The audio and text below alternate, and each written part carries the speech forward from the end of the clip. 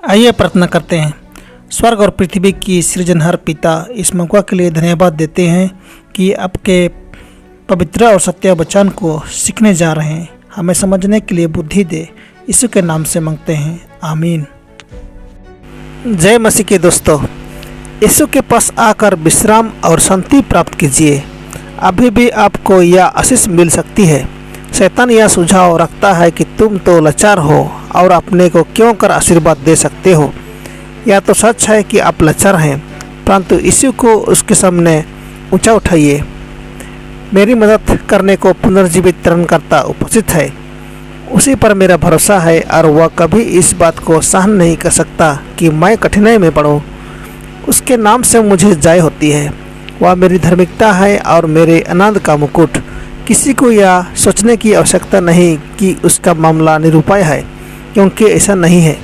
आप देखेंगे कि आप पापी और अशुद्ध हैं, तभी तो आपको त्राणकर्ता की आवश्यकता है। यदि आप पापों को मान लेने का समय है तो तुरंत ऐसा कीजिए। ये लक्षण सुनहले हैं।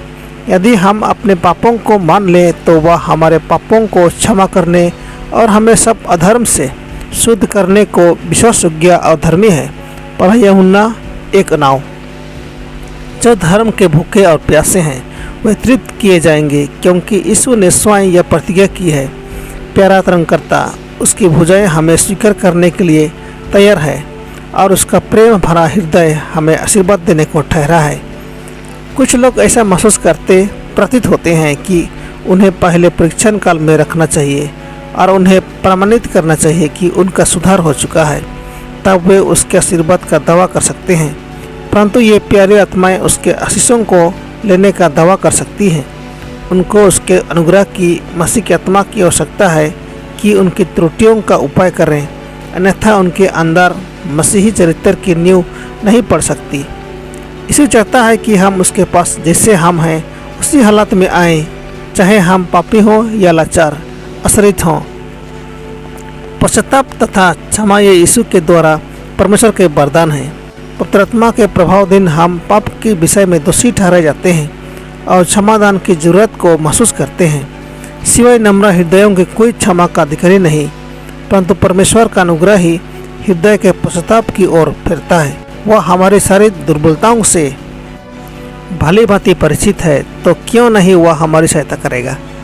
कुछ लोग पश्चाताप और इकरार के साथ परमेश्वर के पास आते तो हैं और यह भी विश्वास करते हैं कि उनके पाप क्षमा किए गए हैं, फिर भी जैसा चाहिए परमेश्वर की प्रतिज्ञाओं को अपनाने में सब असफल रहते हैं। वे यह नहीं देखते कि यीशु सर्वव्यापक त्राणकर्ता है और वे अपनी आत्माओं को उसके हाथ में सौंपने के लिए तैयार नहीं होते और न उस पर विश्वास करते हैं कि अनुग्रह का कार्य जो उनके हृदय में शुरू किया गया है उसके वास समाप्त भी करेगा। जब वे सोचते हैं कि वे अपने ताई परमेश्वर को सौंप रहे हैं, फिर भी उसी समय उनके मन में आत्मनिर्भरता की भावना प्रबल रहती है। कुछ पुण्यशील आत्माएं भी हैं जो आंशिक रूप में परमेश्वर पर भी भरोसा रखती है और आंशिक रूप में अपने पर भी। वे अपनी सुरक्षा के लिए परमेश्वर की शक्ति की ओर नहीं देखते, परंतु प्रलोभनों से बचने के लिए अपनी सतर्कता पर और परमेश्वर के समक्ष ग्रहण योग्य होने के लिए विशेष कर्तव्यों के पालन करने पर भरोसा करते हैं। इस प्रकार के विश्वास में कोई विजय नहीं है। ऐसे मनुष्यों के परिश्रम का कोई फल नहीं होता। उनकी आत्माएं सदैव बंधन में रहती और उनको कभी विश्राम नहीं मिलता जब तक उनके भार यीशु के चरणों में नहीं अर्पण किए जाते। निरंतर सतर्कता और सच्ची भक्ति की आवश्यकता है, परंतु ये संभवतः ही आवेंगी जब आत्मा विश्वास द्वारा परमेश्वर की शक्ति से सुरक्षित रहती है। हम कुछ भी नहीं कर सकते। हमको अपने स्वयं पर और शुभ कार्यों पर बिल्कुल विश्वास नहीं करना चाहिए। जब हम पापी दोषी जीव मसीह के पास आते हैं तो हम उसके प्यार में विश्राम पाते हैं। परमेश्वर उन सब को जो उसके पास क्रूस पर चढ़े हुए त्राणकर्ता पर विश्वास करते हुए आते हैं स्वीकार करेगा। प्यार उनके हृदय में उपजेगा। आनंद की तीव्र भावना नहीं, परंतु सदैव रहने वाला शांतिमय विश्वास उत्पन्न होगा। प्रत्येक भार हल्का हो जाता है, क्योंकि वह जुआ जो मसीह रखता है सरल है।